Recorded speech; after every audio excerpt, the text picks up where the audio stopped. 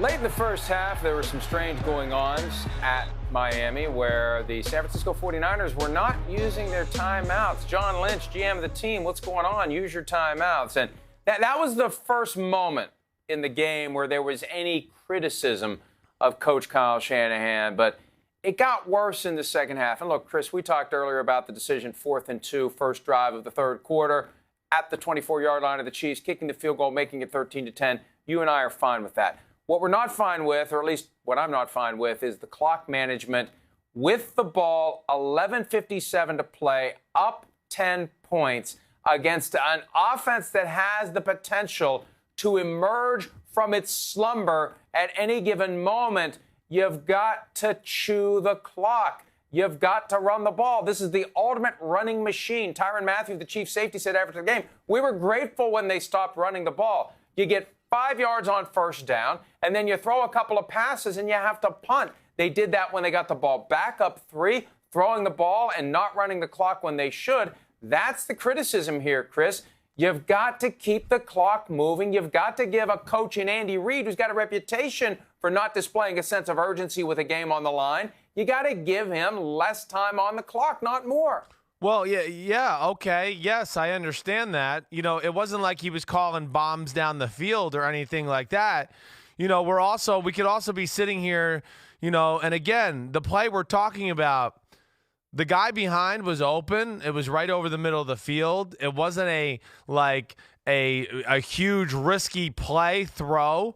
What you had was a great player in Chris Jones who just read the drop of the quarterback and spiked the ball down. But I'm not going to sit here and just go, oh, my gosh, my buddy Kyle Shanahan really botched this Super Bowl with his clock management. I don't look at it that way. I think if they win the game, we're going, look, this is what you have to do if you want to kill the beast and Patrick Mahomes and what they do. You got to be aggressive. You can't run the football. So that's but they are aggressive by running the football. See, that's the thing. When you go 6 quarters of this machine that just churns and churns, like they were churning and churning in the third quarter on that first drive, like we saw them on a couple of drives in the first half, churning and churning. Why do you abandon that and take the chance that your quarterback is going to miss guys? That he's going to show something that Chris Jones is going to read. It reminded me of the end of the Seahawks game on Monday night when they left too much time for the Seahawks because Jimmy Garoppolo didn't complete the passes that were dialed up for him. You have to account for the fact that Jimmy Garoppolo isn't Patrick Mahomes, isn't Tom Brady, isn't a short-list franchise quarterback when you're selecting those plays late in the game, when you're trying to either build on a lead, hold a lead, or a little bit of both. Well, yeah, yes, Jimmy Garoppolo's not Patrick Mahomes. We talked about this. We talked about this all week. Can Kansas City get San Francisco into a game where he's got to throw the ball and make those plays? And we know that's not their bread and butter. But I'm still, everyone's acting like this was like a steamroll session, that the 49ers were just running the ball at 10 yards a clip. They weren't. Let's look at the stats. The biggest runs of the day were these game plan, toss up your type plays with Deebo Samuel on the edge. They weren't dominating the line of scrimmage the way they were just going to go, we're going to smash it up the middle for 6 yards every play. It wasn't that type of game. So I understand everybody's going to sit back and go, oh, man, Kyle Shanahan, another fourth quarter blown lead. First off, the first one's on Dan Quinn. Dan Quinn's fault in Atlanta, not Kyle Shanahan. And I'll say this, there's been 3 10-point fourth quarter blown leads here, right? It's the Patriots in Super Bowl 49, the Falcons in Super Bowl 51, and then yesterday. You know what I look at that's in common if I'm going to blame my buddy Kyle Shanahan for anything?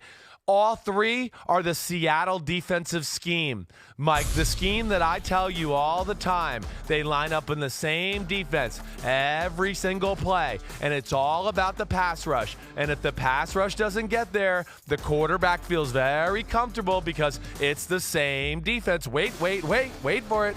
Every single play. And that's one of if I'm going to bust on my buddy Kyle Shanahan for anything, it's the damn Seattle defensive scheme. But I'm not going to get mad at him for trying to throw a 5-yard pass over the middle where a great player just made a great play. I got my drive screwed up. The drive with 11:57 you're talking about Yes. It started off well. Right. They gained 18 yards in 2 plays. Now, one was a throw. Yes. But then after that, that's when it started to fall apart. They There had was a a moment first there. and 10 run, right, for 1 yard, Yep. and then he decided to Yep. throw the ball. It was incomplete, and then Joe Staley jumped off sides. I know I was going to correct you, but your point was still real. I got you. And when Jimmy Garoppolo ran to the sideline and got shoved out of bounds, man, that I was sitting kind of far away from that. But if that flag comes out, it might be the game. If that flag comes out, we're talking about the 49ers as champions today, right? Yes. I mean, that was close. There was a few moments between Kansas City doing that and dancing around, not getting a first down a few times after some completions by Tyreek Hill and Travis Kelce, where I went, what are you guys doing? But you're right, that was dangerously close, Mike. But when they got the ball back, up 3, 6:06 to play, Raheem Mostert gains 5 yards on first down, and that's when the 2 passes came after that. And you get the ball at 6:06, you give it back to the Chiefs at 5:18, down 3 points, you're asking to lose. And that's exactly what happened. The Chiefs scored their second touchdown. Then they scored their third, and then the lights were out. Yeah, the lights were out. Yeah, I mean, they found their mojo with that 3rd and 15, and that got them rolling, and then we just saw Mahomes magic. Hi, I'm Mike Tirico, and thanks for watching. Make sure to hit subscribe for the latest news and highlights from NBC Sports.